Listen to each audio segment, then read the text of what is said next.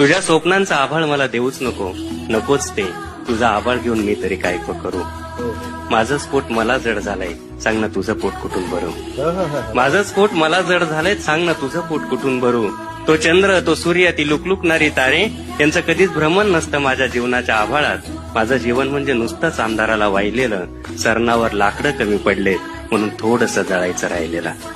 रात्रीच पावसाची पहिली सर कोसळली, आईनं सारवलेल्या भुईचे पोपडे निघालेत. कारव्यांच्या कुडांवरची माती सुद्धा ओली होऊन सकाळपर्यंत गळून जाईल. माझं घरटं भर पावसानं जळून जाईल. तू म्हणशील हा अजूनही थोडा वेडा, थोडा खुळा आहे. तू म्हणशील हा अजूनही थोडा वेडा, थोडा खुळा आहे. पावसानं कुठं घर जळतात का? पण जळतात झोपड्या, हे तुला पटणार नाही.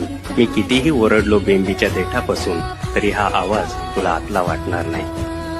म्हणून तू समज कर अथवा गैरसमज कर. म्हणून तू समज कर अथवा गैरसमज कर. तुझ्या स्वप्नांचा आभाळ मला देऊ